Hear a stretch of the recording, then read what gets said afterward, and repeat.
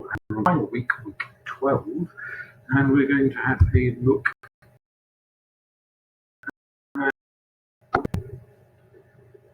and visual ethnography. The two often overlap to some extent. And, well, if we were meeting in person in the class, we would have a discussion around possible methodologies that you might want to use for your plan, the sorts of ideas you could be thinking about over the summer.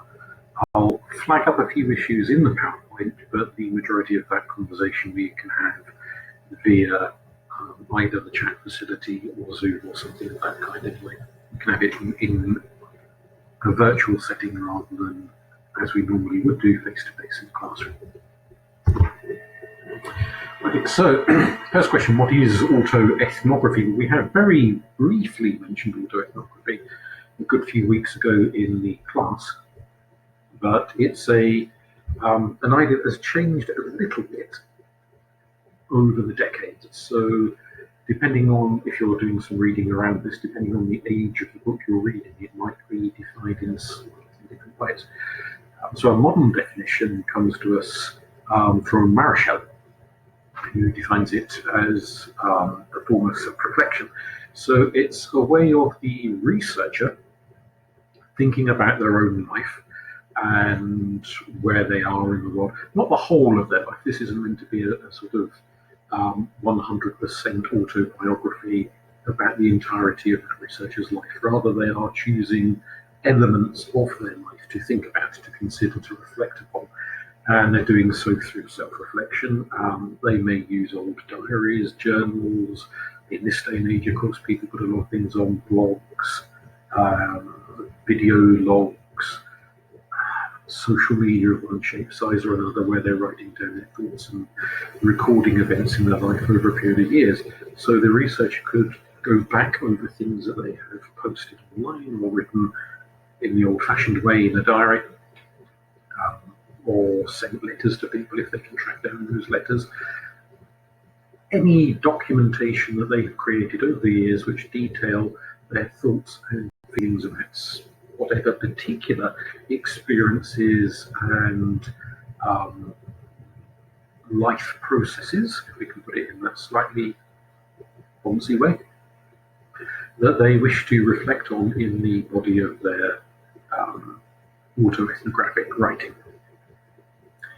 So it's very much a personally centered thing. However, this is a point that Marichal flags up as particularly key today, and indeed it was also key in the much earlier decades when people were first thinking about autoethnography in a slightly different context, is that it's not just a bit of self-indulgence. This should be an attempt to link their own life, things that have happened to them, experiences they've had, to a much bigger social picture. So the person reading their dissertation or their book or their journal article, whatever kind of format autoethnography takes, by the end of it should be able to think not only, oh, that was interesting, but also think about how it reflects to bigger social patterns. So this is not just some me type of indulgence, rather it's a connection of the individual to a larger scale pattern. So, in other words, what may be true of this individual researcher hopefully is true of other people out there who have had similar experiences, and so the conclusions drawn won't only apply to the life of the individual, but will apply to other people's lives as well. If we flash back to earlier decades, then the term autoethnography was often applied to the study not so much of the researcher in and of themselves in entirety, but a group to which the researcher was a member. So let's say the researcher was an American Hispanic nurse, for argument's sake. Then they might be studying the experiences of other American Hispanic nurses. So they could certainly draw upon their own experiences and write their own experiences into it back in the 70s. But they'd be looking at people very similar to themselves and studying this group of people and saying, well, I'm a member of this group and I have an insider's approach and I want to talk about the experiences of myself and these other people. So these days it's narrowed down a little bit in that most of the autoethnography that gets published these days is pretty much entirely about the researcher and doesn't make a great deal of reference to other people of a similar sort, except through this linking into bigger sociological, cultural patterns and ideas and theories. That's where the link comes from. Now, the emphasis back in the 70s and earlier than that was that the researcher's connection to the group where you're engaging in autoethnographic, ethnographical study of, should be a naturalistic connection. That is to say, they happened to be a member of this group already before deciding on conducting the research. They didn't rush out and join the group solely in order to study. It's a more naturalistic setting. Ethnography makes a big emphasis on naturalism. It's studying real people as they are, not that kind of rather artificial laboratory situation you sometimes get in psychology, where a bunch of people who've never met each other are made to sit in the room and participate in experiments and slightly peculiar situations. In ethnography, the emphasis is on this is a study of a real-world situation, not an artificially generated situation whipped up solely for the purpose of studying. So what are the strengths and limitations of this formal approach to study?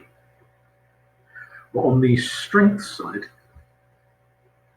then the argument is the researcher, whether we're talking the more 1970s style of it or the more 2020s style of it, the researcher has an insight into the group. They are part of this group, but it's their life, their experience, they understand what they're talking about. So they know where they're coming from straight off the bat. Does this mean they don't have to bother doing any reading around? No, it does not. Because if you are connecting yourself to bigger social patterns and sociological concepts, you need to know what those sociological concepts are. So this isn't a sort of lazy dissertation where you can just witter endlessly about yourself and never have to read a book. This is meant to be connecting yourself to a much wider picture. So you need to know what the wider picture is. That's where the research and the reading comes into it. But the assumption is that you will know more about your life than anybody else would know about your life, which seems a not unreasonable assumption to me.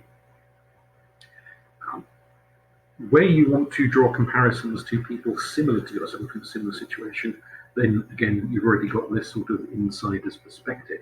So if you do decide to go for that slightly more 1970s approach and say, well, I am this type of person and I want to talk to other people of a similar type and write about this shared collective experience, then the fact that you are similar to them might well give you a foot in the door.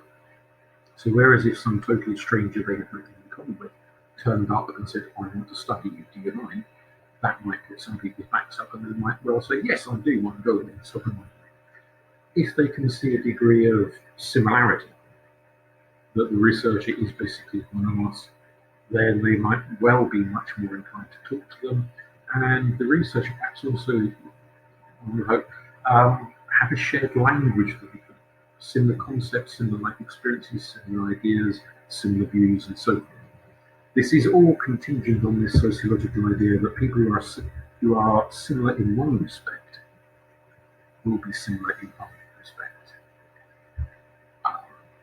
And that can be a somewhat naive point of view, but I suppose it does depend on what kind of similarities you're looking at in the first place. But it might be too easy to make assumptions that just because you've got one or two things in common with another person, that therefore you must have an immense amount of sympathy with each other. That may not be the case. There may be other things where you're different from one another, and those differences may be much more pronounced than the similarities. So it's not an automatic guarantee, but it is a working assumption, at least within sociology and in some other disciplines as well. The rich data thing is something that sociologists love to talk about. You can find an awful lot of information about the subject to explore, examine, reflect on. Therefore, if you're writing about yourself, it's reasonable to assume you'll know a great deal about yourself. Obviously, there are issues The unreliability of memory, for example, is spiked up overnight. I'll get to that in a second.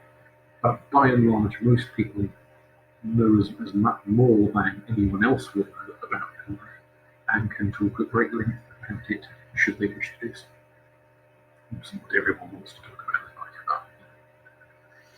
that. On the limitations side, there is this risk of a bit of an armchair study that for some people it can just degenerate into a 10,000 words of me, and lots of self-indulgence, lots of narcissism. I think this, therefore I must be right. I feel that, therefore I must be valid in feeling that.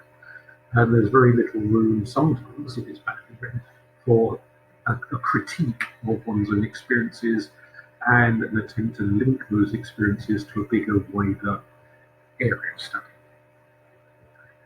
Just because a person thinks something and feels something, does it automatically mean they're correct? They may be misguided, they may lack self-awareness, and it may well be the case that things you thought about yourself 10, 15 years ago, you no longer think about yourself today.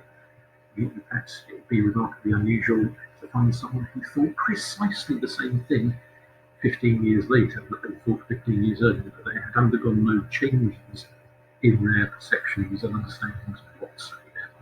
That would be remarkably peculiar to find someone who did not change in the course of 15 years.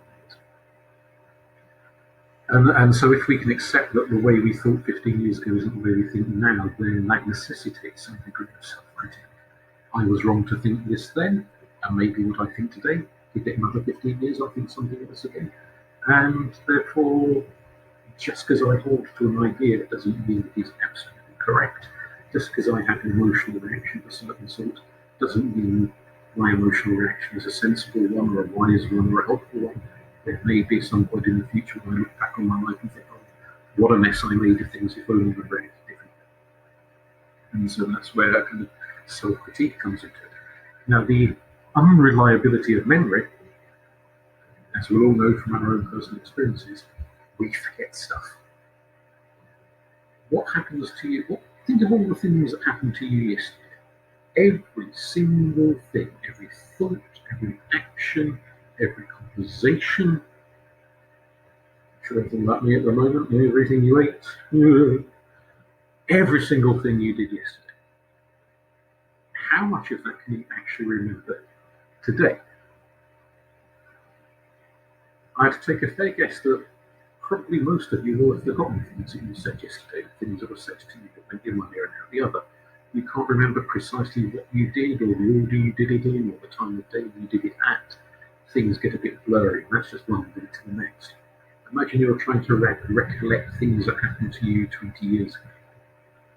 How reliable is your memory going to be over the course of 20 years? There's going to be a lot of stuff you've forgotten. Or you get a bit confused and you think event A happened after event B, when possibly it was the other way around. Or you get a bit blurry on dates. We also know that people tend to alter their memories without realizing they're doing it according to things like moods. So if you're in a happy mood now, you might recall more positive events from 10 years ago. If you're in a miserable mood now, you might recall more unhappy events from 10 years ago. The way we remember things that happened from the past. So if you've had a falling out with your other half, and you're trying to remember conversations you had with them 5 years ago, you might remember them in a slightly more negative context than you would have experienced them at the time, because your memory is coloured by the fact that you're annoyed with your other half, or maybe even raging fury with your other half at the moment. So our emotional state now can shape what we remember from the past. So there is always this element of unreliability. And that unreliability leads to the bit at the bottom of the right-hand column, that triangulation, which you'll instantaneously remember from previous lectures, is the process in any kind of qualitative research, where you ask a second researcher for their opinion as to what you've said or interpreted. Do they think you're correct? And then you marry it, you start making these comparisons between your ideas and another 1, 2, or 3 researchers, to get some kind of sense that you're not just having an overactive imagination, seeing what you want to see, or indeed being blind to what you don't want to see. A similar kind of process can be used in autoethnography, in that, let us say, you are writing about events that happened 10 years ago at a family wedding. Well, you've got your memory of what happened at a family wedding, but you could also triangulate that by talking to other people that were at the family wedding. Relatives, friends, guests, the vicar, whoever you want to talk to, and say, well, and you say to them, I remember so-and-so thing happening, do you remember this? And then you attempt to triangulate your memory with their memory, because we accept that quite what people remember can be very variable. Not everyone saw exactly the same thing. Something might have been staring at the ceiling, one thing if they left the gas on, and not paying much attention. Memory is variable, quite who remembers what, and do they remember it in the same way? What one person remembers as offensive, somebody else might remember as funny. So there is all this sort of ambiguities in memory, which becomes quite important to bring other people in. You can help back up your memories and say, well, I don't think it happened quite the way you remember it. I think this thing happened before that thing. Or I don't think she said quite that, I think she said this instead. And so you get slightly different takes on the same set of events. And it's not necessarily the case that one of them is 100% correct and the other person is completely wrong. It may be that bits of what you remember are correct and bits of what they remember are correct. And somewhere in the middle of this morass of memory is a clearer picture of what happened. And so there's that need to compare memories and not just assume that your own self-recollection, having said all of this stuff about you know more about your own life than anyone else does. Yes, but that doesn't mean your memories of your life will be 100% accurate. And so comparing your memories of your life to other people's memories of your life and the events taking place is a worthwhile endeavour and a worthwhile conclusion, which does therefore mean that an autoethnography isn't just you talking non-stop about yourself. It can be you interviewing other people about you and things that have happened in your life to see if their understanding of those events is the same as your understanding of those events. Now that can, as noted at the bottom there of the right-hand column, lead sometimes to conflict. Let's say you are triangulating memories of a relationship breakdown that happened 12 years ago, and you contact your ex and you talk to them, perhaps not only your ex but your former in-laws. So you talk to your former mother-in-law and father-in-law and brother-in-law and so forth. Their memories of a relationship breakdown might be somewhat different from your take on the experience. And it is possible, of course, when you get into conflicting memories between different friends and different relatives, that can open up a real can of worms, particularly if it's memories of an event that's rather painful, like a breakdown or a death or something like that. So it can lead to a degree of bitterness and resentment, and sometimes old wounds that would have been better left untouched can get reopened, and that's a thing that you have to factor in terms of when you look at, for example, if you were writing the ethics form that has to go before the ethics board, it might be assumed that an autoethnography is entirely your choice, your control, therefore there isn't much of an independent involved. But that isn't necessarily the case, because you might be bringing up rather traumatic memories for yourself and, of course, for other people with whom you are comparing memories. And it could start up a family feud all over again. That's something which you can go. Obviously, it does depend on what we're talking about as to how contentious the issue is in the first place. As to whether you're likely to have those sorts of spats occurring. It's worth being aware that they are possible. The other issue there we've not skipped over entirely of Goffman's notion of impression management. Goffman has this idea of everyone having a stage personality, a public personality, and then a backstage personality. So much like actors, when the camera is rolling, they're one thing, and when the camera is turned off, they may be quite different. and sometimes that can happen in very potentially even comically extreme ways. For those of you who can remember Rock Hudson, the American movie star, who on screen was always the tall, handsome, romantic leading man over whom every single woman swooned, and he was always very macho and manly and what have you. Off screen, he not only was gay, but apparently quite camp off screen, and not at all the big macho movie star that he pretended to be in films, or indeed in interviews or at film premieres when he was out in public being photographed by journalists. He'd always have a pretty woman on his arm, rather than whatever presumably pretty man he was dating at the time. Partly because it was illegal back in Rock Hudson's life, but also because, and even nowadays, though it's no longer illegal in America, there are allegedly movie stars who have a very macho on-screen image over whom legions of female fans swoon, but who are secretly gay in life and want to keep it secret because they don't want to lose their movie star status or lose their legion of adoring fans. So you get quite extreme cases in the real world of theatre and film of people who are very different off-screen and on-screen. But Goffman's point is that that's not just movie stars and actors on stage and so forth, that's all of us. We all have a out in public face. So you can make the argument that a teacher stood up in front of the class, or like I'm doing, sitting talking to a camera, is putting on a public front, and when the cameras stop rolling or the teacher walks out of the classroom, are they going to behave in the same way? Things they pretend interest them may not interest them. They may pretend to be happy when secretly they're sad, or vice versa.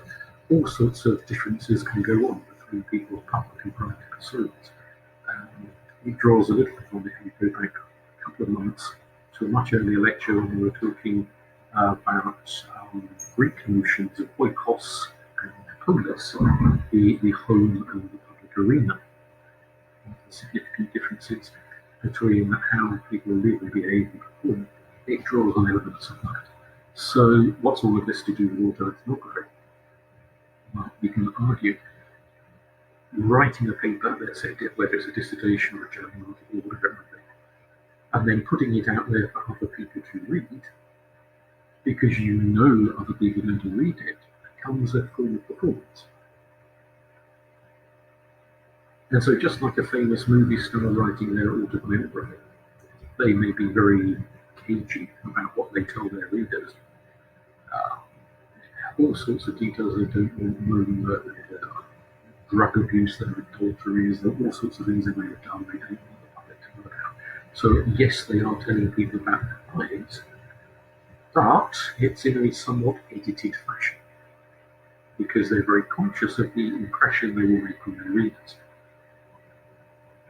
Is that necessarily different? Maybe different by degree, because you're not trying to sell a very lucrative book to a purchasing public, but nonetheless, even within the not terribly lucrative, or not at all lucrative realm of students writing autoethnographies, there is still that form of impression management.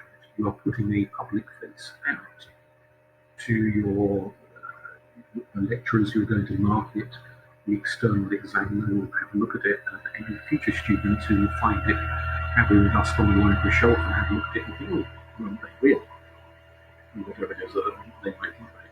So there is that degree of impression management, that just because you are writing about episodes of your life doesn't mean that you won't succumb to the temptation to give a highly edited version of your life to the reader.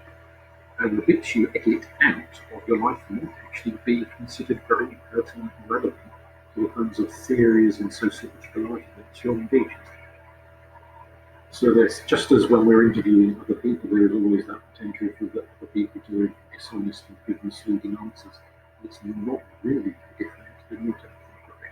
And there's still the capacity to delude people, either through their self-delusion, because they just don't want the reader to know about certain things, even if there are certain things possibly are very relevant to the research. Okay, so thinking about the theories underpinning autoethnography, we flash back to Sandra Harding, who we've spoken about quite a few times over the course of this week, standpoint theory. This is, autoethnography is standpoint theory in action. It's the idea that everyone approaches research, approaches the world, the ontology, the nature of reality of the world, from their own standpoint, from their own personal experiences, viewpoints, and the nature of the person they are will shape the experiences they have of the world. So autoethnography is you saying, this is the nature of the person I am. These are the experiences I have had of the world, and so we acquire your insights and understandings of one goes with the other. Harding's standpoint theory also carries with it this heavy focus on groups of people who are either in reality or at least in theory marginalized or oppressed in some way. That it is worthwhile knowing the points of view of people who normally don't get much attention paid to, academically at least, and giving them a platform from which to speak. So Boylan is one of the people who said this is, therefore autoethnography is therefore an important technique, an important methodology and style of research for absolutely giving voice to the normally silenced. More so than any other group, it was their chance to say their piece and be heard and talk about their lives on their terms rather than being researched by outsiders. Sometimes those outside researchers can create what Boylan refers to as harmful cultural scripts. So if you're describing a group of people you are not a member of, you come at it as an anthropologist, a sociologist, a psychologist, etc., as an outside agent studying the group, you might not necessarily form a very positive view of those people. You might come away viewing some of their practices, their beliefs, their ideas in a rather negative light. And once your work is published and it's read by however many people read it, those negative views circulate round and they acquire the seeming validation of academia. It makes those ideas and views sound more important than if they weren't put in an academic context. And so it can give weight to negative views. Now, does that automatically mean the negative views are wrong? No, not necessarily. You could be describing something that genuinely is unpleasant within that culture. However, Boylan suggests in this possibly slightly rosy-tinted way that false negative scripts do the rounds a lot. So we could take an example. This isn't an example. This is just an example chucked in here. That if you were studying Romanies or Gypsies, whichever word you prefer to use, there's different groups of people who have preference for different labels. Some are in and some are out for political correctness, acceptability. But you're studying a group of Romanies, and you yourself are not a Romani, then you might sometimes not understand ideas and practices and therefore perhaps describe them accurately in your work. And you may come at this academic study with a lot of past cultural baggage because the Romans have had a bit of a rough ride over the centuries, and so there is the exposure everybody has to those stereotypes and prejudices, whether you consciously accept them or not, nonetheless they float in the back of your head and will influence what you're writing, kind of questions you ask, all that sort of thing. If the pen or the microphone, however you want to phrase it, was handed to a member of the Roman community and said, well, rather than me as an outsider writing about you, why don't you write about yourself? You go and do your own research into your own community. Then when that person, that individual, is speaking in their own voice, they might understand their own life experiences in a very different way than an outsider, and ask a different set of questions if they're going around interviewing other Romies, and perhaps get very different answers because it's one Romie talking to another Romie than if it were a Romie talking to some strange academic they've never heard of before. And they might be disinclined to give as full and as frank a response to the academic as they would to a fellow member of their own community. And so potentially the information you get with the final published paper or book or whatever it is might really challenge biases and assumptions and prejudices and give a really different insight into a group that doesn't often get heard. And so whilst we can't guarantee that every single group is going to come out in a glowing light, nonetheless it gives the chance for groups that normally get short shrift to present their own case, present themselves in a very different way. Anderson uses this phrase, evocative autoethnographers, to say that there is a particular style of autoethnography which gives a lot of attention to emotion and feeling, not only the emotions of the individual writer themselves, but also trying to elicit an emotional response in the reader, to make the reader laugh or cry or to really engage the reader emotionally in the author's own life.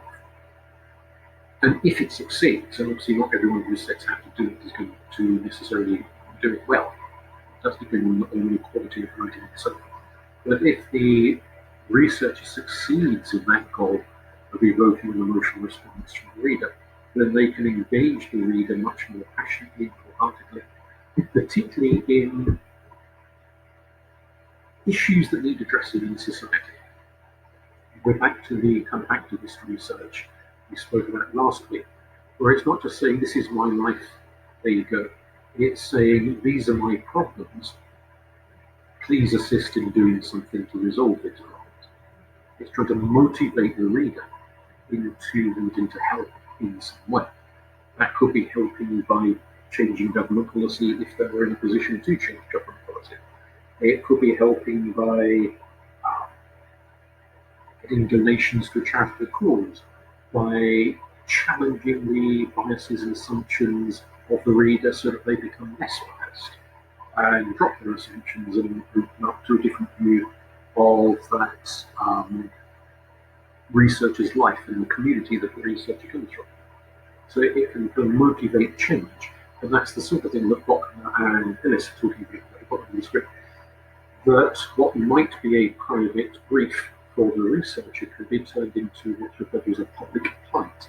That is to say, it's a declaration to all the readers, look, these are the problems I'm facing, these are the trials and traumas. I need wider societal involvement in order to resolve these, and that includes you, the reader.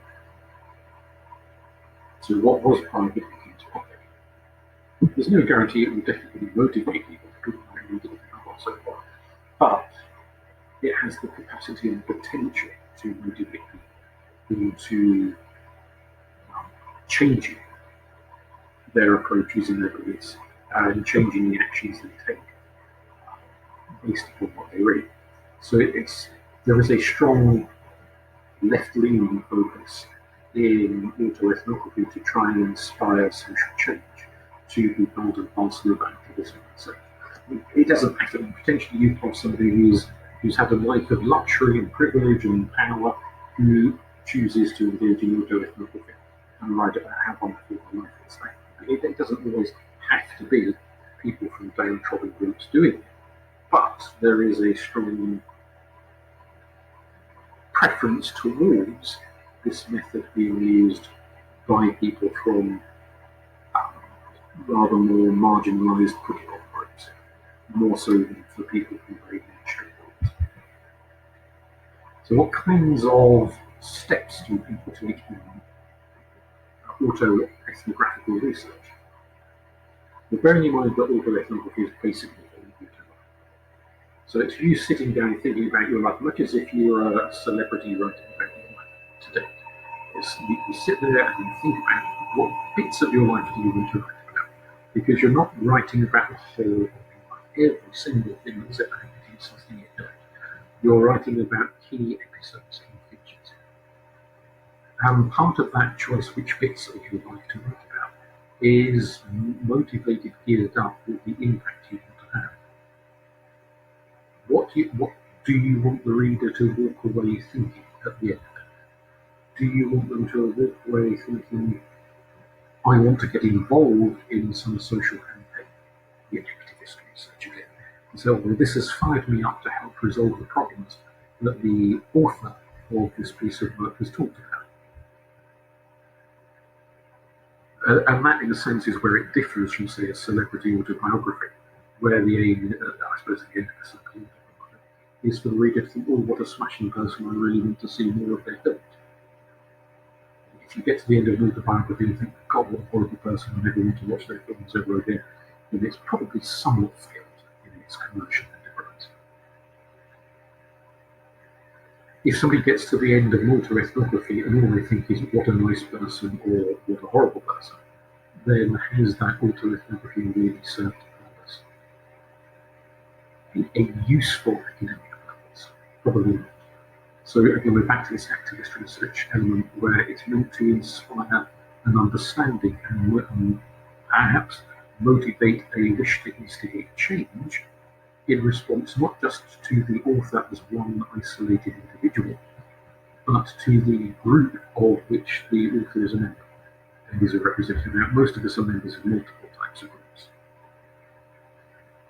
So it's a selection process, which of the particular various groups you are part of, which one of those do you want to focus on and motivate people to understand more about and perhaps change their behavior towards by the time you finish reading your autoethnography. We've already flagged up these issues of slightly vague and woolly memories, so that might help shape your choice of the bits of your life to write about. If you're going to write about the part of your life you can remember virtually nothing of, then you're giving yourself quite a big challenge. It's probably easy to write about the part of your life you can remember pretty clearly, pretty well. And so it's the relying on the clarity of your memory, which can be trained through talking to others. The assumption is that the parts of your life you're writing about are naturally still. These are things that just happened to you. You didn't go and make them happen solely for the purpose of writing about them. So, as per the example we've got now, if somebody wanted to write about the experiences of dieting and they'd only gone on a diet just so that they could write about the experiences of doing it, that would not fit well within the understanding of autoethnography. Because the assumption here is, as it's called ethnography, it should be naturalistic. That you had gone on a diet using as though for health reasons or whatever reasons it was, and now, all these years later, you want to write about the experience. Therefore, the decision to write about it comes after the experience and not before the experience.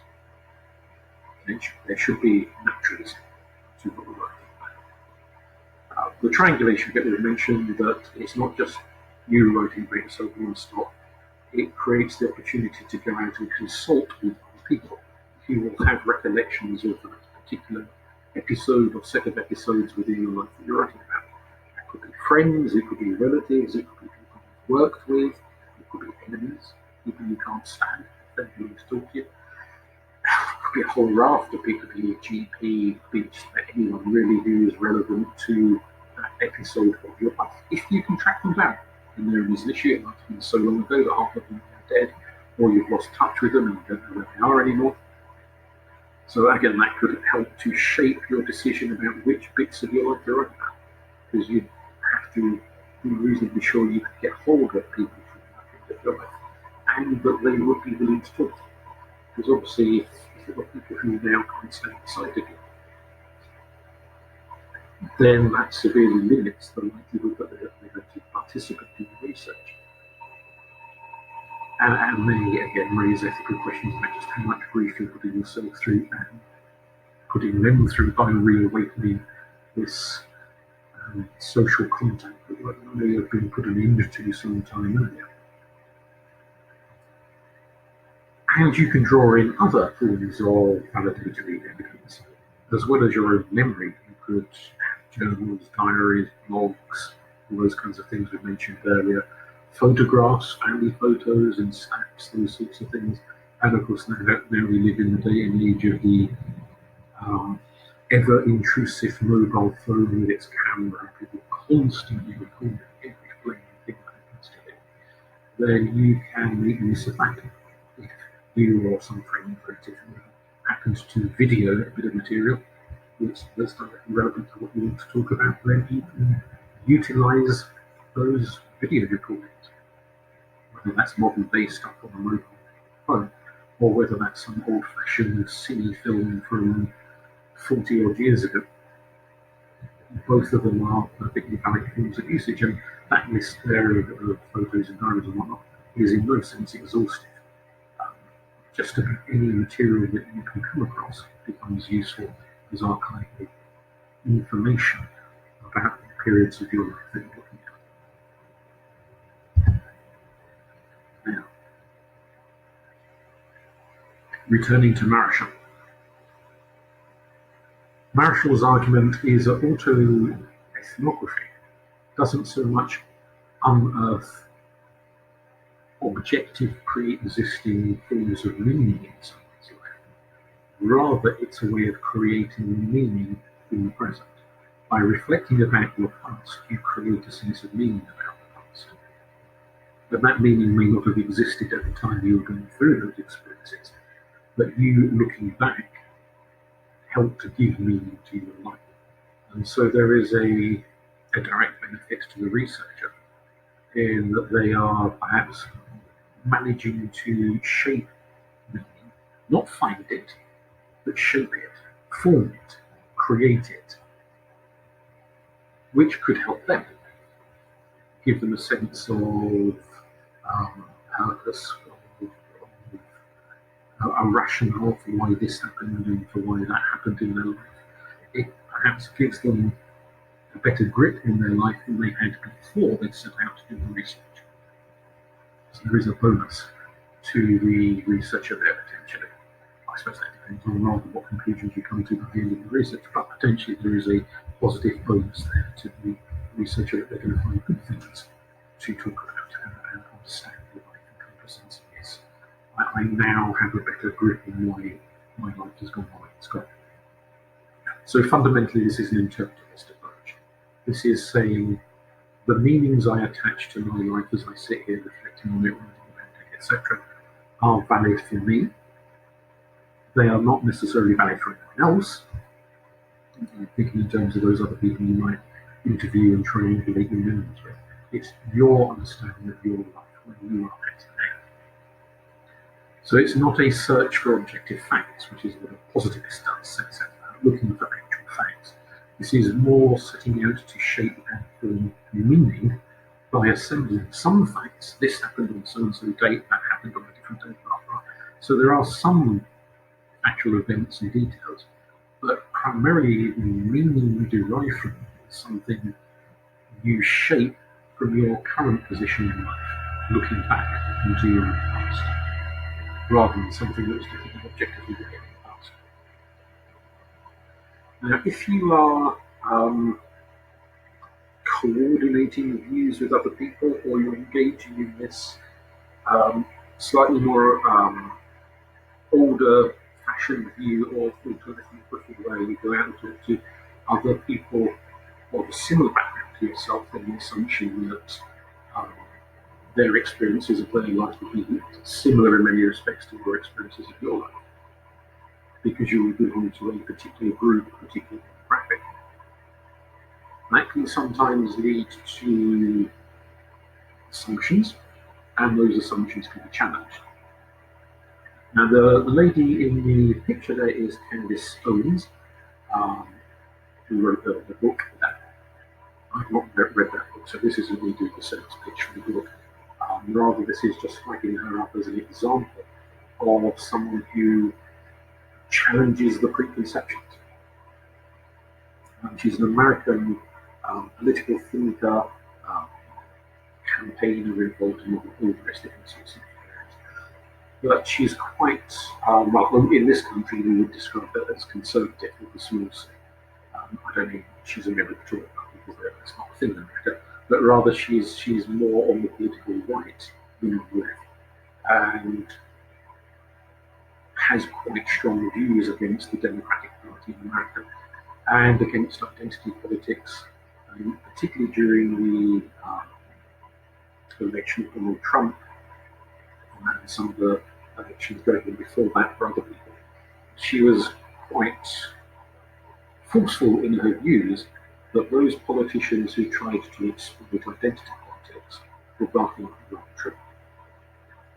Her argument being, at least part of, she makes a lot of arguments, but part of her argument being that just because somebody is black or female, as obviously she is, doesn't mean they've got to think in a certain way or vote in a certain way or support a certain candidate. So there was particularly, I think, during the Trump election, maybe more so than some of those earlier elections, the notion that because he was going around saying rather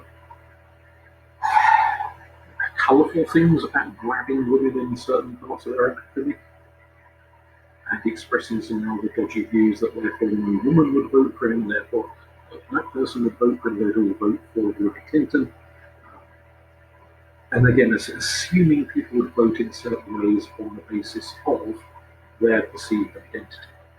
And she has made quite a strong case that she and many others do not vote that way and object to being shoved in stereotypical boxes and assume they've got to think in a certain way or vote in a certain way just because of their skin colour or their sex or other factors. Therefore, if you like, she is bucking a trend. Now, obviously, sociologists, we've said many times, tends to be very oriented towards more left-wing politics, and she's more on the right politics. So, a left-wing, more biased approach to a sociological project looking at, let's say, the lives of black people in America or wherever might start out from the assumption that they're all going to experience racism, that they're all going to be very concerned about poverty, that maybe the kinds of issues that get flagged up a lot on American news broadcasts as impacting black people, such as fear of police officers or resentment of stop and search techniques or this.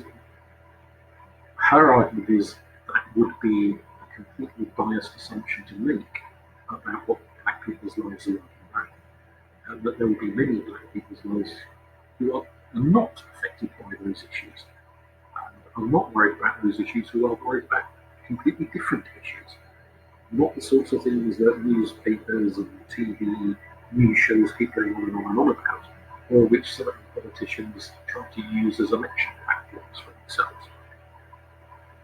And so this notion that somebody doing an autoethnography might say, well, I am a member of this group, therefore my experience is going to be very much like everybody else's experience in that group, isn't necessarily the case.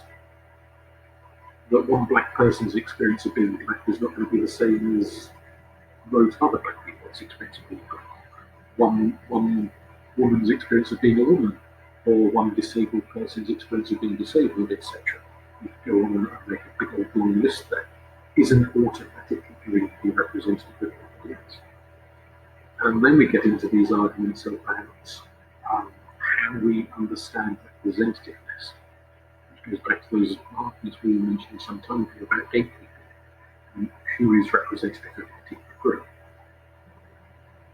So if somebody is writing sociological research about black people, and the only black people we ever talk to live in impoverished areas of the country and either have very low paid jobs or good jobs, they're going to create academic papers and journals and so forth, which portray a very certain image of what black lives are like, which will not be an image that black people in better off neighborhoods might sympathise with or share or echo. They might feel left out of the picture. And why? And then question why a very certain agenda is being pushed that seems that always only portray black people in a certain way, or women in a certain way, or gay people in a certain way, whatever the group happens to be. Part of this argument against fetishism is the idea that if somebody is part of a group, they must, a particular group that has achieved a degree of perhaps popularity in the press or within certain political or academic circles, that de facto their experience of life must be so much more worth listening to than anybody else's experience. Is that always the case?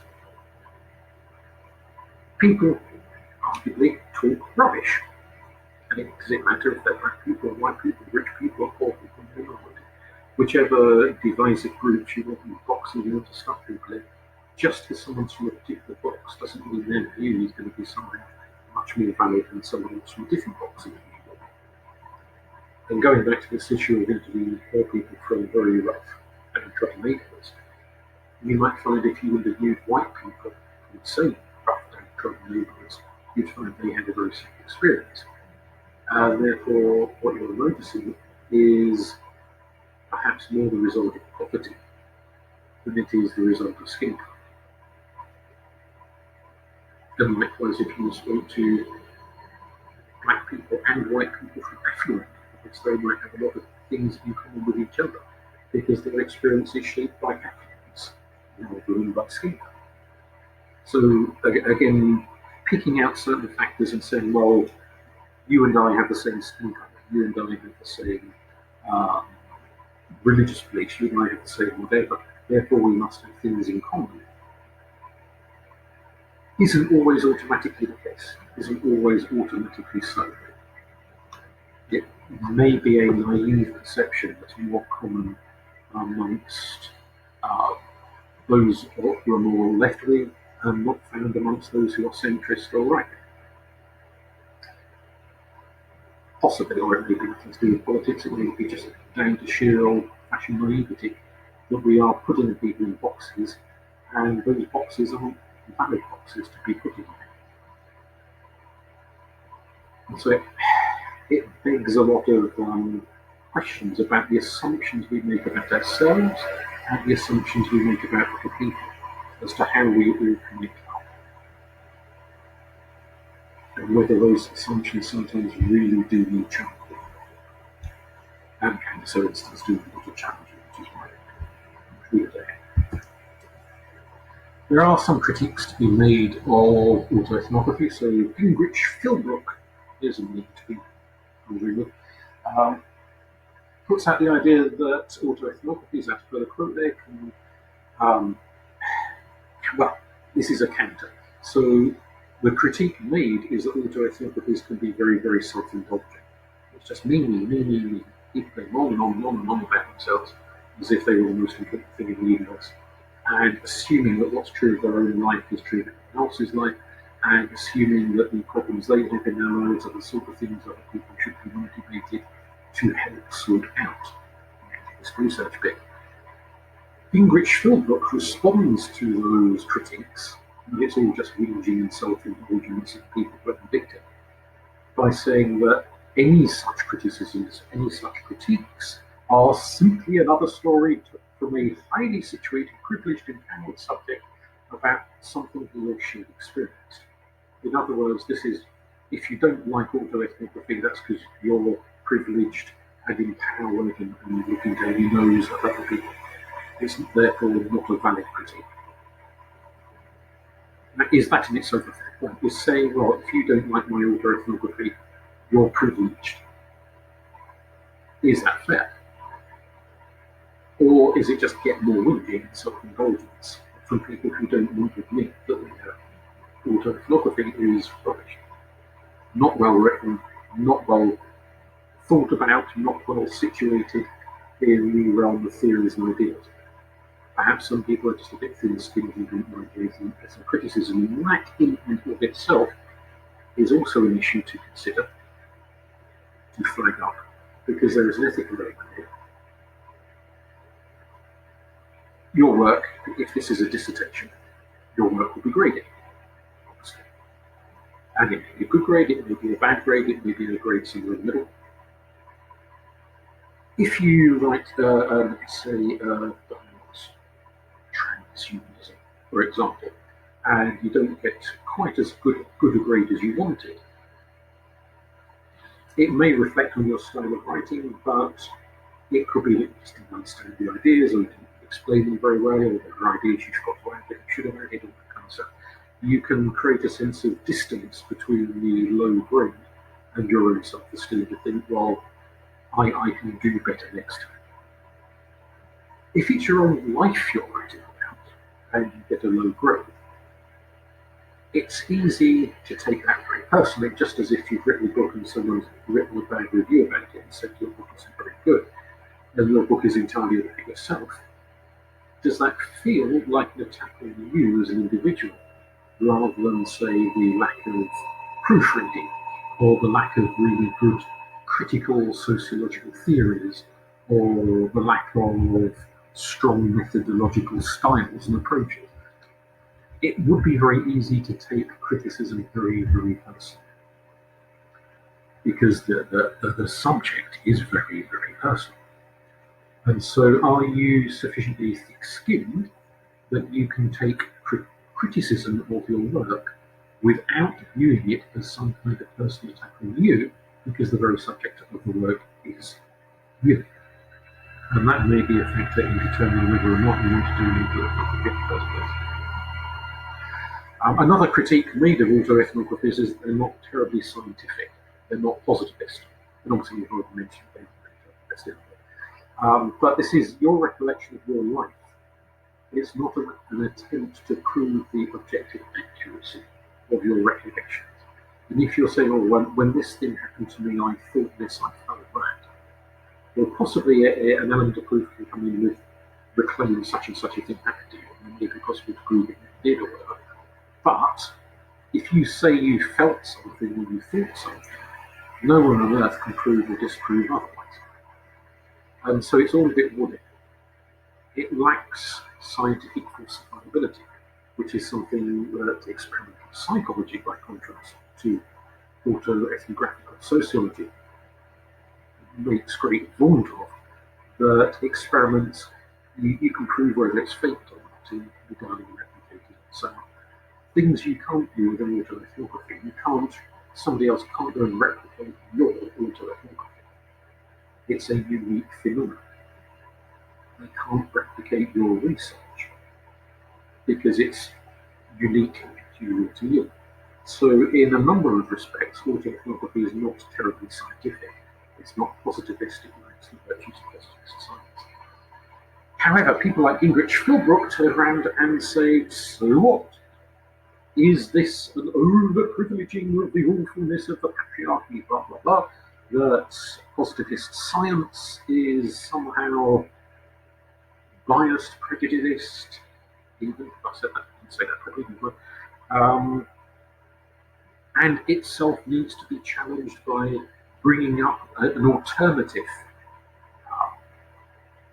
style of validation, an alternative style of knowing and understanding and valuing epistemologies, that your personal epistemology is just as valid as a positivist scientific epistemology? Or is this a lot of huffing and puffing and recording? Does autoethnography move too far outside the realms of science to be included in scientific research? Where we could say, well, perhaps it's all fine and good as an expression of art or literature, but it's not science. There is a heated debate that rages on and on and on. So how do we evaluate? If I was sitting there marking an autoethnography next year, we have had autoethnographies written with artists, and this is not a new thing for us as lecturers at this particular college. What kind of factors do we look into? Well, Richardson flags up 5 of them. You need to think about substantive contribution. So when I'm sitting there reading it, marking it, do I feel that I am learning something substantial and important about social life? Not just about you as an individual, the author that's been writing it, but about your bigger picture of society and life. Does it have aesthetic merit? So by the end of reading your work, am I bored to death and reaching for the gin bottle?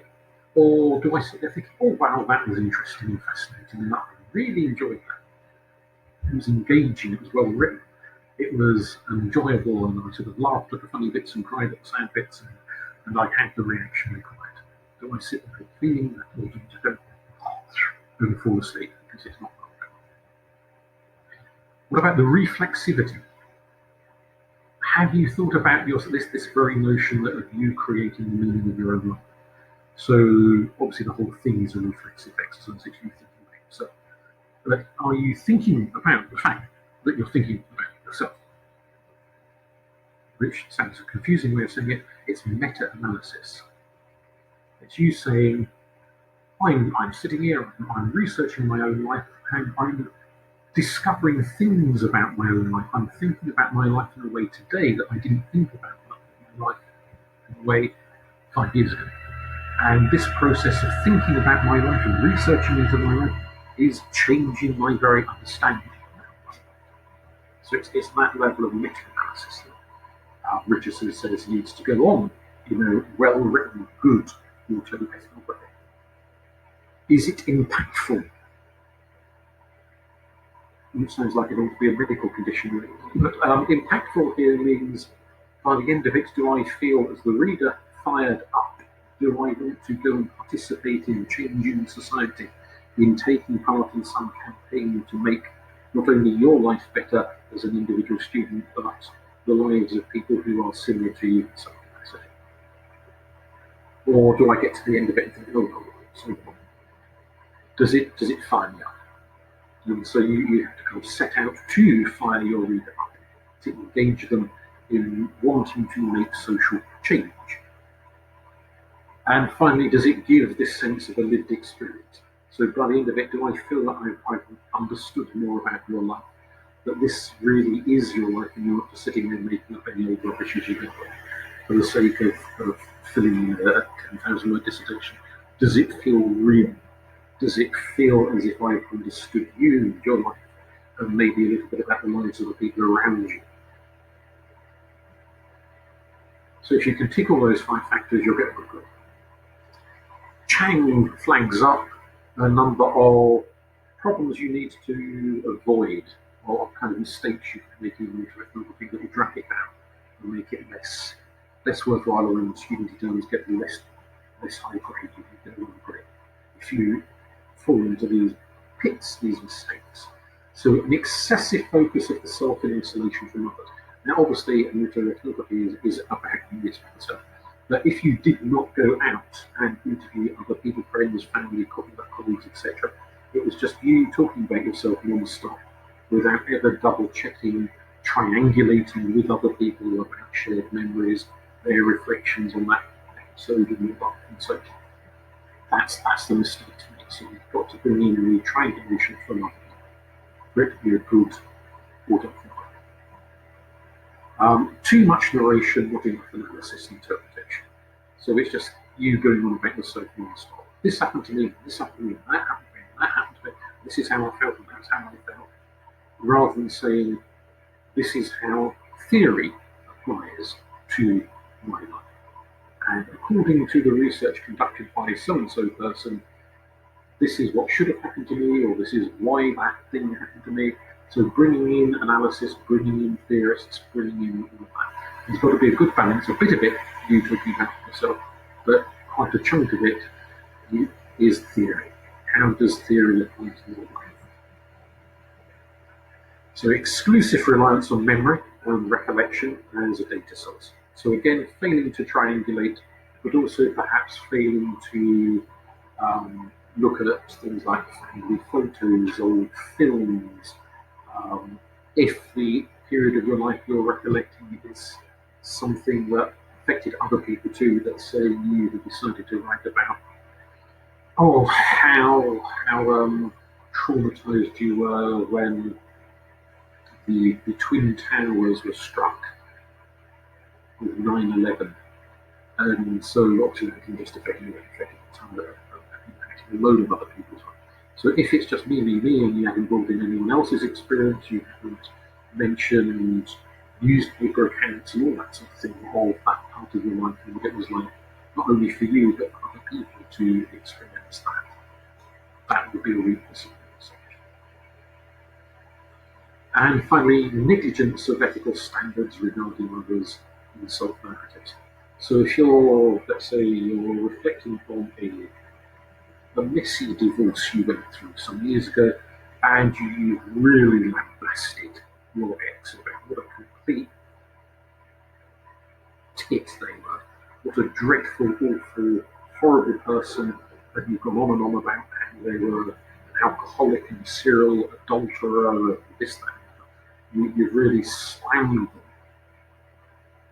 revealing elements of that person's life that they would not, if you wanted to ask them, have consented to you revealing that sort of thing, because you've not thought about the impact you're having on the lives of who will be identifiable. And this is a gift, because obviously, normally if you're out interviewing people for a more standard form of sociological research, you keep everything secret, you don't state their names. But here, you'll say, well, my mother this, my brother that, my next door neighbour the other. We know who you are, so it's perfectly easy, even if you never actually state their name, even if you only ever say my mother and we never give your mother's name. Nonetheless, it requires zero level of research to find out who your mother is and identify. And so there is this kind of ethical concern about easily identifying people and what we say about those easily identified people. They could read it. What if they get really upset reading it to discover how much you dislike them? You've got to think about that impact on other people. So avoid that and do the things that Richard said, you're likely to get a good grade. Okay, shunting autoethnography to one side at the moment. Visual ethnography, which can actually be part of autoethnography, but it can also be part of other types of ethnography. Flashes back to the 1900s as in its early days, and what was sometimes referred to back then as salvage ethnography. What is salvage ethnography? This was people, academics, researchers, realizing that there were tribes and subgroups and bunches of people around the world who were in danger of dying out, whose experiences were vanishing into the great void of oblivion. And so they wanted to salvage something of those people with culture and life experiences by recording them. And they were thinking, well, if we take photographs, if we film them, we can record bits of their life. So even if these people then do become extinct and cease to exist, nonetheless, we will have salvaged something of their life posterity. Other people in the future will be able to watch these films and look at the photographs and so on. And so it's not just writing stuff down, it's actually getting a sense of the visual presence of people, rather than just words on the page. So it was using relatively new technology, cameras and video cameras as well as static image cameras, to detail people's lives, detail their reality. And this isn't only just tribes from up the Amazon. This could include talking to particular generations of people. Let's say people who lived through World War One, or back in the 1900s, people who lived through the Crimea, who were about to right at the end of their lives, and there won't be many of them left. Let's go and find out what it was like to live through that experience and record it, detail it. Maybe take photos of people wearing their uniforms if they can still put it down. Getting a real sense of their lives, so that even when they do shuffle off their mortal coil, nonetheless there will be a vital record of them that future generations can understand. They will not be forgotten. And so even now in 2020, that can still be an issue, salvage ethnography.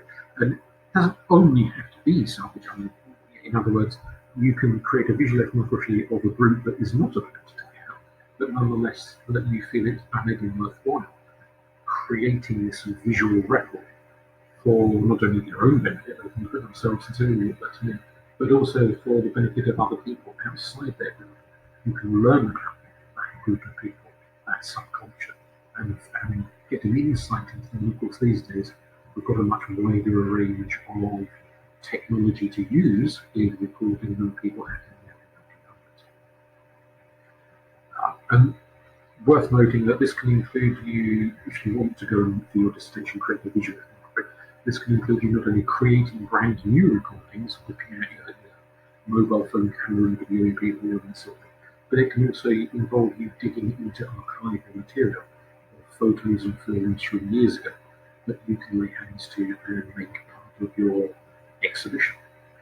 And a lot of visual ethnography is conducted as an exhibition, which will be a challenge because we've not had that done in the sociology or the psychology department before at this particular college, or someone whose work was partially an exhibition. So that would be an interesting route to go down the staff as well as the students. So I'll give you some examples of that. On the left-hand side with the old black and white photo, that's an example of archival material.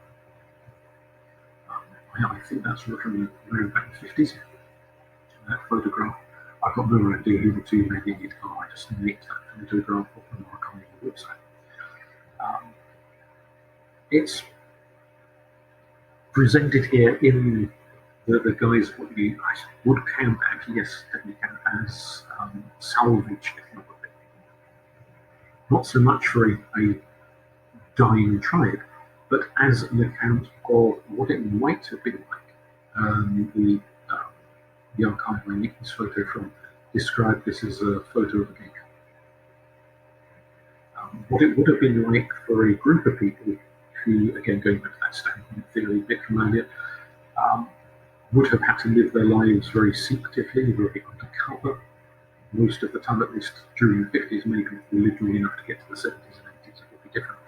But at that point in their life, they would have had to be very, very secretive and undercover. And most other people would not know that any subculture existed. It would have been all very under wraps and mysterious. And so this use of archival material to record a hidden period of history from a group that was quite marginalised, in fact, quite illegal at the period the photo was taken,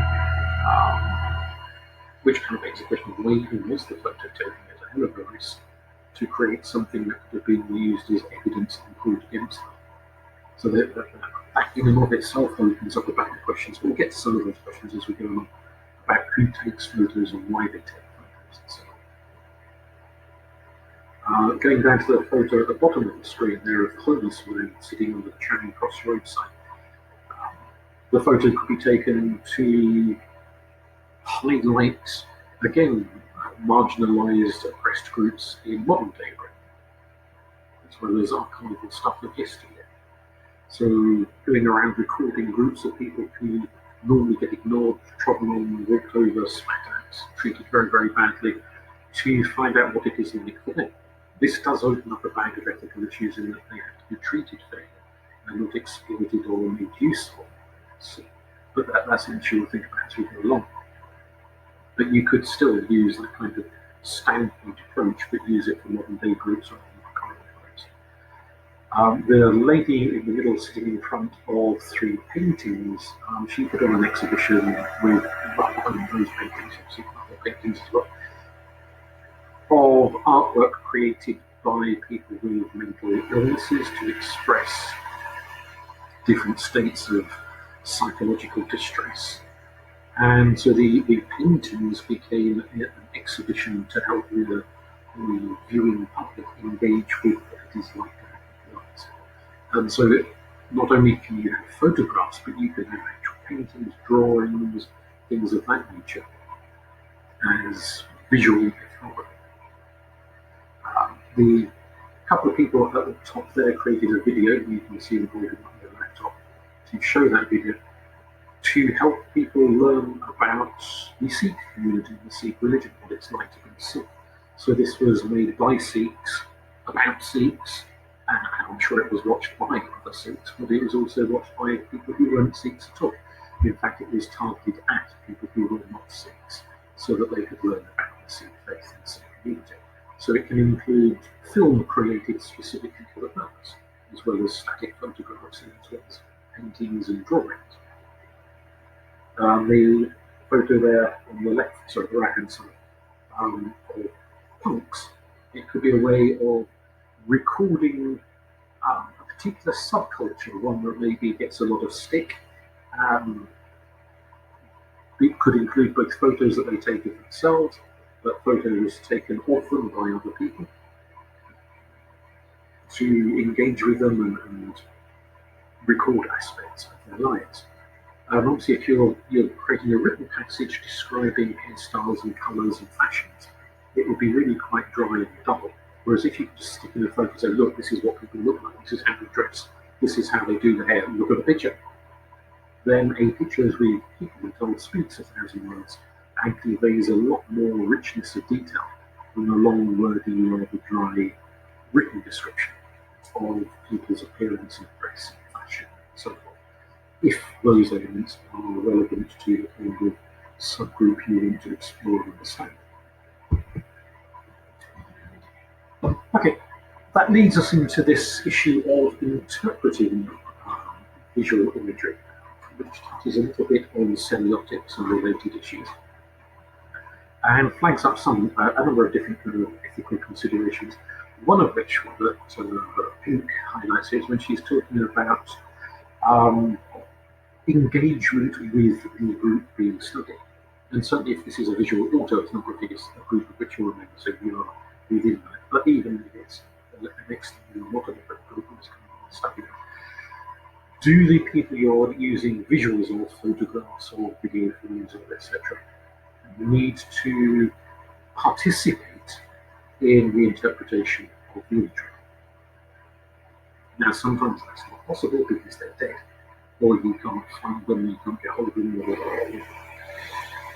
to ask them these questions. So, to give you an example, the same website I linked earlier, photo of I linked to, and again, this is described as a vintage photo, 50s, 60s photo here, of a gay couple. Now, the question that then leads to my mind is, how do the people creating the website know this is an image of a gay couple? Have they contacted them? So that'd be quite helpful. Have they contacted them, and maybe if they're dead, contacted their relatives and said, well, are they a couple, and told them they were? Or could they just be friends? Could they be brothers, cousins, what have you? And maybe this is the modern day audience reading way too much into a dated photograph. The participants is the wrong word. The people featured in which are no longer perhaps around to agree or disagree. Certainly, they may be, for all I know, have been together. I have no idea, but equally, they're just two blokes sitting close together. Maybe they're just friends. Maybe it's this over-eagerness of the modern-day audience to want to find evidence from the past that leads them to jump to conclusions that aren't right. And so it kind of brings up these questions, particularly where we're using archival material, and the people either dead or we just don't know where they are. Right? So we can't get hold of them to talk to them. If they're still alive, do we need their consent to use their imagery? There's one issue. And even if the consent is gained, or at least they're dead and the consent is no longer a topic, how do we interpret a photograph of that matter of film, possibly even a drawing if the artist is no longer around to us? Are we projecting our values backwards and assuming that image means something in actuality it doesn't mean at all? Or do we need to get some objective, and this is kind of where interpretivism and positivism come into it. The positivist would say we definitely need to know if these two guys are together. An interpretivist might say Well, whether they were or not is besides the point. The photograph can be interpreted as closeness, they're leaning against each other, etc.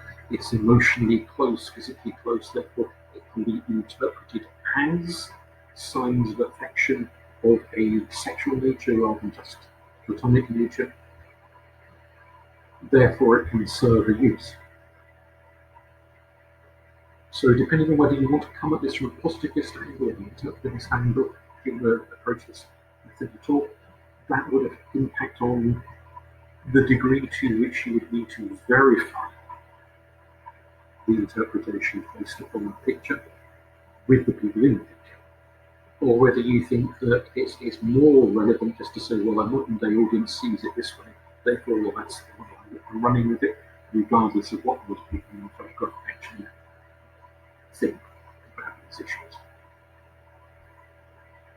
There is a potential legal element to this, and if it's an archival material and the people turn out to still be alive, and you haven't sought their consent, you haven't sought their advice, perhaps you couldn't find it in the first place, but they come through some route or another to discover that you have used their image in your work, and they really object to the interpretation you put of their image, there is a potential there for this to end up as a court case.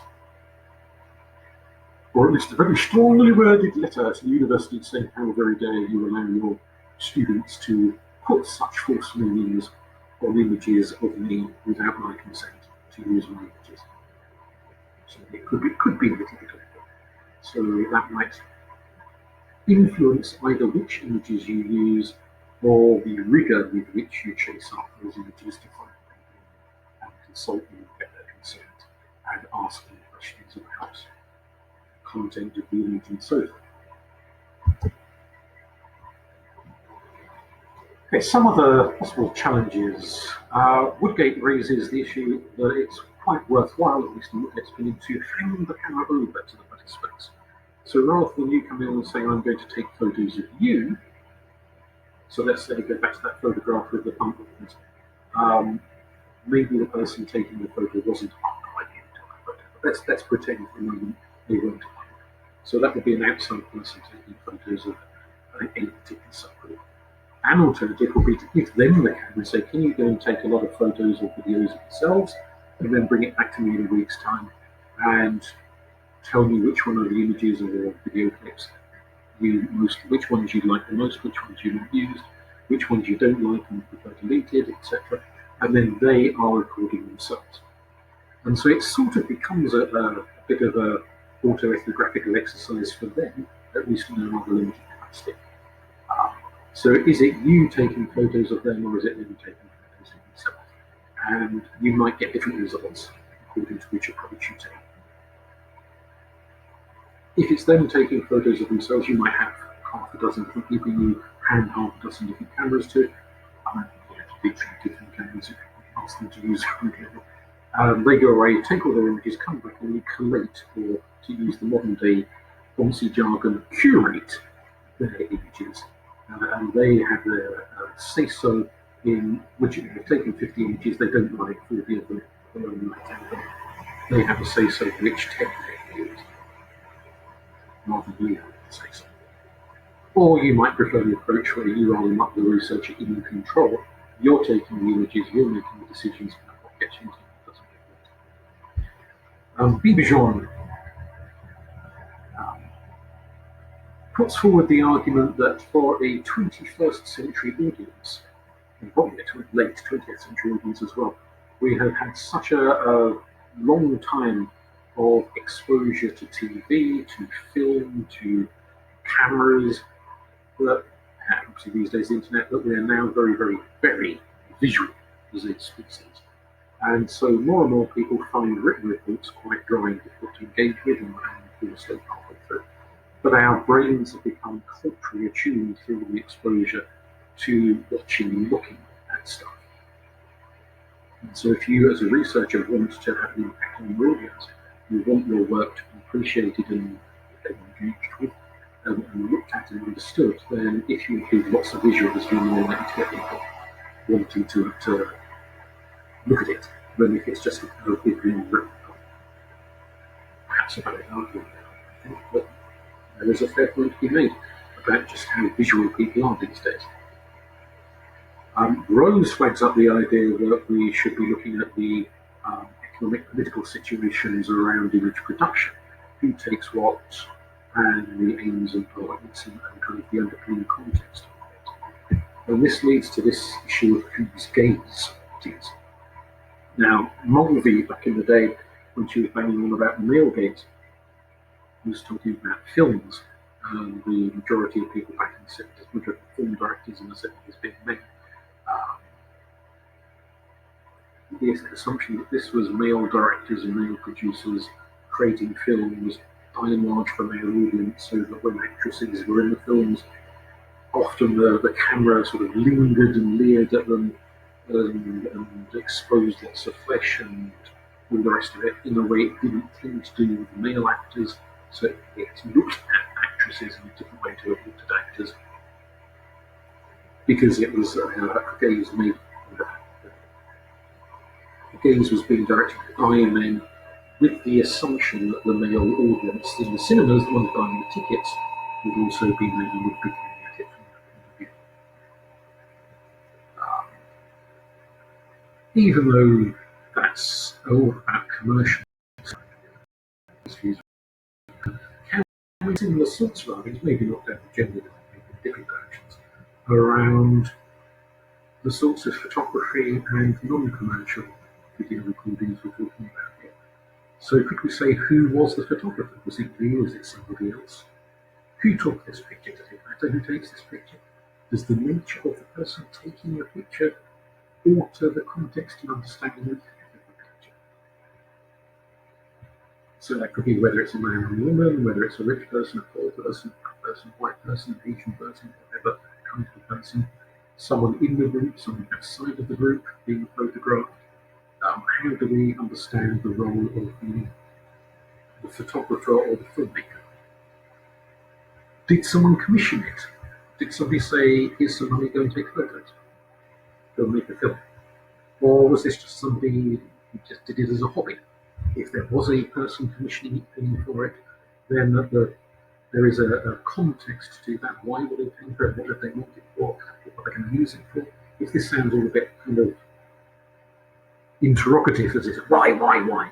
It's not meant in a hostile sense that somehow you're exposing sordid shenanigans. It's just saying, if you understand the context of how this image was created, it might change your understanding of the image. Not necessarily bad, it may make it be very positive, but it will just give you an added insight into the image. Who was the intended audience at the time the image was taken? So if it was a family picnic that was being videoed by a member of family, then possibly the only people they ever imagined looking at it would be other members of the same family.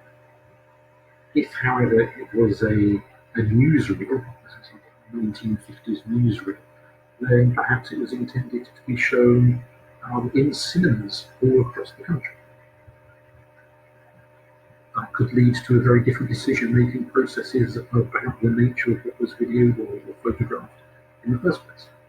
If it's an old video or an old photograph, then there are two audiences in a sense. The audience that was looking at it when it was first made, first put out there in public, and the audience looking at it now. So the way the modern-day 21st century audience understands something might be different from the audience it was created for back in 1970 or 1930 or whenever it was that this image was created. And that could be something that you factor in as you talk about and you explain and you contextualize the image that you're looking at. The subject-object relations we touched on last week, this idea of the looker and the looked at, that the person doing the looking has a degree of power over the person being looked at.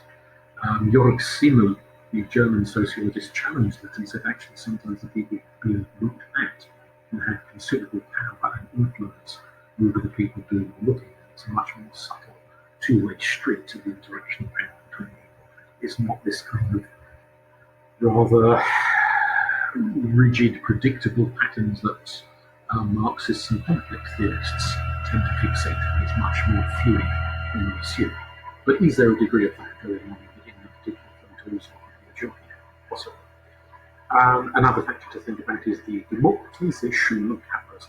In other words, if the film or photograph you're looking at was made in 1920, very, very few people in 1920 could afford a camera or a video camera. So it was only a small number of people in the world who could afford the equipment in the first place, and they would go out and use it to record all sorts of things. These days, vast numbers of people have cameras, and not just cameras on their phones, but proper cameras and proper video equipment. So it's all over the place. It's much more widespread. And so you could argue that in the 21st century, way, way, way more people have access to recording imagery than had it in 1920 or 1910 or whatever. And so it moves from being in the control of a very small, relatively well people, mostly people women, to just about anyone. I've even seen homeless people on the streets with mobile phones, with cameras on. If a homeless person can lay hands to a camera, then pretty much anyone can lay hands to a camera. So it's a much bigger thing now. So that would only be relevant perhaps if you were looking at historical archival material to think of who had access to the things in the first place. These days, just about everyone. So these are some possible examples. So the photograph of the African guys there sitting around was taken by a European going over. So you could actually colonialism and all that kind of. Did they but in a sense they did consent to take a photograph. They still want the photograph to take it. But to what extent did they understand the photo or the nature of photography or what it was going to be used for? We could ask those questions. Was this a white person taking the photo of black people? Some white European maybe? It might have been. In all honesty, I have no idea who took this photo. It could have been another black person taking it. But you could start asking those questions of again, gaze. Who is photographed? Who is looking at who is posing for who? And this is a staged photo rather than a naturalistic one. Were they told to hold their spears and such like, or did they have free rein to dress in whatever the hell they thought they dressing? So was this their standard daily dress, or were they told go and put on something fancy for the photo? And then that kind of, again, this idea of staged use is naturalistic. It begs the question of what we, as the lookers of this photograph, are expected to understand. Are we meant to think of this as day-to-day dress in that tribe? Or are we meant to think of this as their kind of special ritual once a year get up that they put on just for the photograph? How do we understand this? What's the audience looking at this picture as it's circulated around Europe, America, Australia, and other part of the world? What's the audience expected to think about this picture? What was it expected at the time the picture is disseminated? Is it meant to evoke awe and wonder and amazement at a very different culture? Is it meant to have an air of the exotic, of the other about it? Was it meant to provoke humour? Weren't they funny and peculiar and strange looking with all these very odd types of clothing and whatnot? What kind of a reaction was expected with the audience? Lots of questions we can ask there. The guy in the middle is a professional model. That's again a staged photo. It's a professional modeling photograph rather than a spontaneous one. Going back to Mulvey, the idea of the male gaze leering at beautiful women. Is this an example of the female gaze? Is this made for men to leer at, or is it made for women, straight women, bisexual women, to leer at?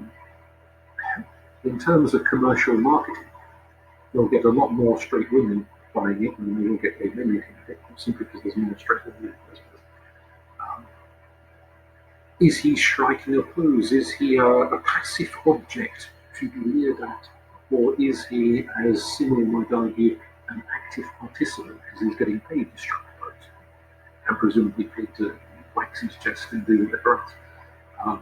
To strike a particular look, to go down the gym, he's it is his job, his career. He gains financially from being looked at.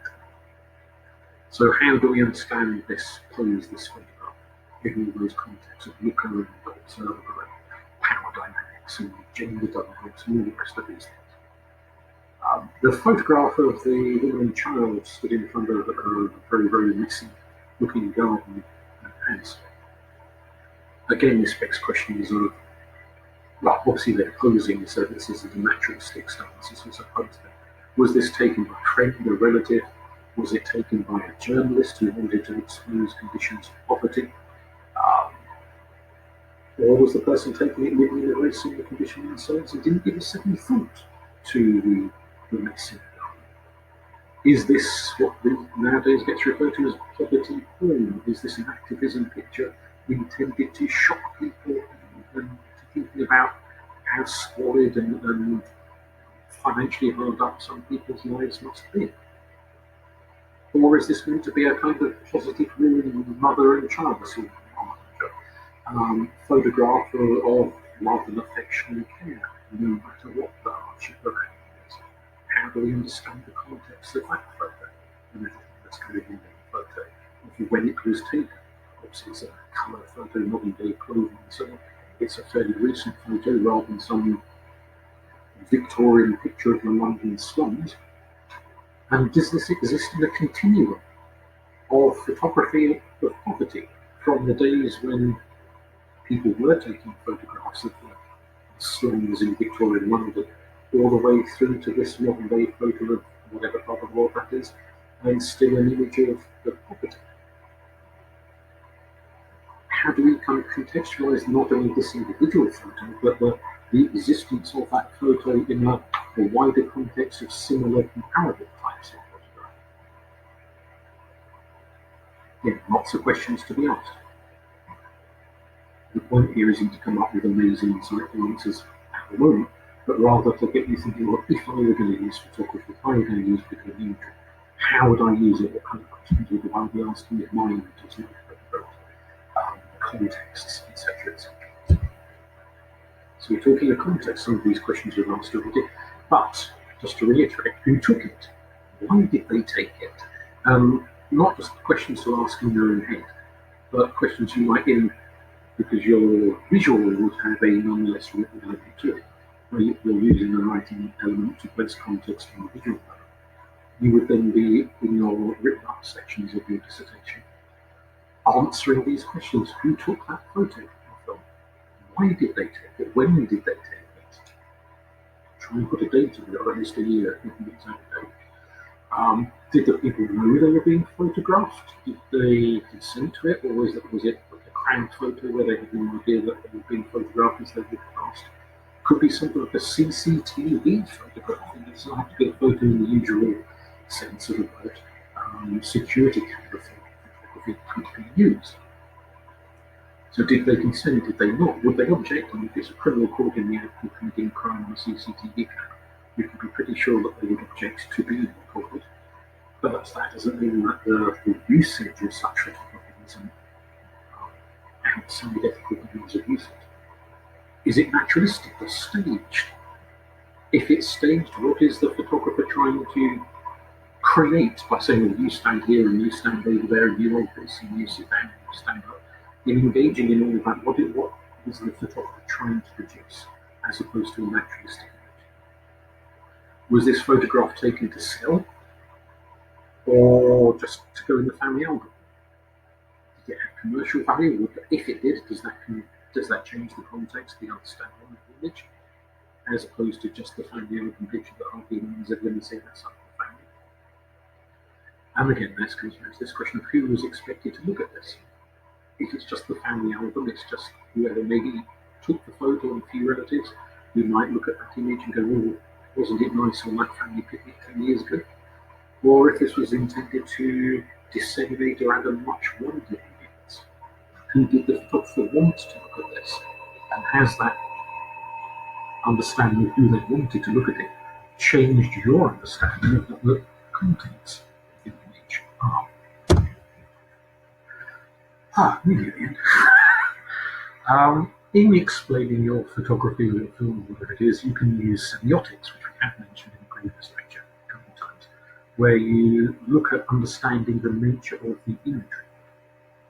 There's all sorts of different approaches you can take. So you can state up front that the approach to its semiotics and symbolism you're taking is a Freudian one, or a Marxist one, or a gender dynamics feminist one.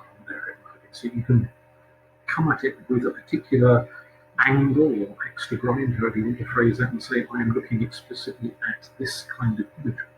You could draw on a particular theorist like Saussure or Freud or Christina and say, from their point of view, they would understand the colour of the clothing, the objects the person's holding, or the interrelationship between who is stood behind who is standing higher up or sitting lower down in this photograph. You can interpret the dynamics of the image or the film using a whole raft of different semiotic systems. Rather than trying to cover every single possible feasible interpretation, I'd suggest choose your favourite theory and approach from the point of view of that theory. And by all means acknowledge that other theories do exist. However, for the purpose of your dissertation, you're concentrating on one particular analytic approach. Do you need to check with the people in the photograph that your interpretation of the photo is one that they're happy to go along with? Or can you just say, well, this is what I think, and if you don't like it, well, so what? You don't like it. Nonetheless, this is the interpretation I'm running. That does depend on all sorts of factors, like whether the people in the photo are even still alive in the first place, if it's an old photo. But let's assume they are still alive, they are still around. Do you feel the need to consult with them? And there is not a definite right answer that either you definitely have to or definitely shouldn't, but it's part of your methodology, it's deciding whether or not to consult with them as to how the imagery is interpreted. So, really, so we'll do most of this thinking ahead via social media rather than in this PowerPoint. But the kinds of things you need to start thinking about ready for dissertation in the final year. Obviously, what topic to research, kind of maybe come up with perhaps 2, maybe 3 possible areas where you've got options to weigh up. What sorts of methodology would you use? Would you like to go for a qualitative thing, get a real human angle, or would you prefer a quantitative, a bit of number crunching, or somewhere in the middle? Mixed methods, a bit of both. Once you've decided qualitative, quantitative, or mixed, then does that lead you to want to do interviews, or would you prefer surveying a large number of people, or would you prefer creating an experiment? You can do sociological as well as psychological experiments. How do you want to go about actually doing this research? That's going to be, as a choice, affected by practical considerations as to what can be done. One of the practical considerations is the participants themselves. Who could you get hold of to talk to, or interview, or experiment, or survey, or whatever? So you might want to think about the kinds of people you already have access to, which could be people you work with, people you know socially, people you are aware of on social media. But if you really want to engage in research with the type of person you don't currently have contact with, your next question would become, how do you get contact with them? How do you get hold of the right kind of people? And who are the right kind of people? And this could include, obviously, AUTOETHNOGRAPhy. If you want to do something very auto-centered, then you do still have this issue of triangulating with other people. So do you have friends, relatives, colleagues, etc. you could talk to about the episodes from your life you want to do in AUTOETHNOGRAPhy, let alone if it's any other kind of methodological things. So have a think about those issues, and we'll discuss them through social media. Which brings us to the very end of this module. And so thank you for putting up with it and staying with it. It's been weird with coronavirus and everything else that's going on. It's useful to get some feedback, and you will get the mandatory forms that go around for you to give your feedback through on paper. But if you want to also send any ideas through to me, email or just in general chit chat, that would be quite useful in terms of how to improve this module for next year. So were there bits that were enjoyable? Were there bits that were really hard and difficult or boring? Are there subjects you wish I touched upon that I didn't touch upon that you'd recommend that I read for next year? Now, the bit about changing assessments, most students usually just say get rid of assessments entirely. We can't do that. We do have to have assessments. But you might think, well, if it were tweaked this way or tweaked that way, it would be better than the way it was. Or you might decide, actually, the assessments were quite okay and you didn't object to them. At least no more than people object to assessments in general. So some sort of feedback would be nice and useful. And I do want to send it to me, and do please fill in the surveys when I send them to you. Some of you will probably already have done so. Anyway, that brings us to the end, so take care, stay safe, and I will not only upload this, but let you know dates for either a class chat or a Zoom chat or whatever it is you want to do. And if you can let me know if you have a preference for either the written chat through the class, through the chat facility in Brightspace, or if you would prefer something like Zoom or procedure, let me know and I'll create something.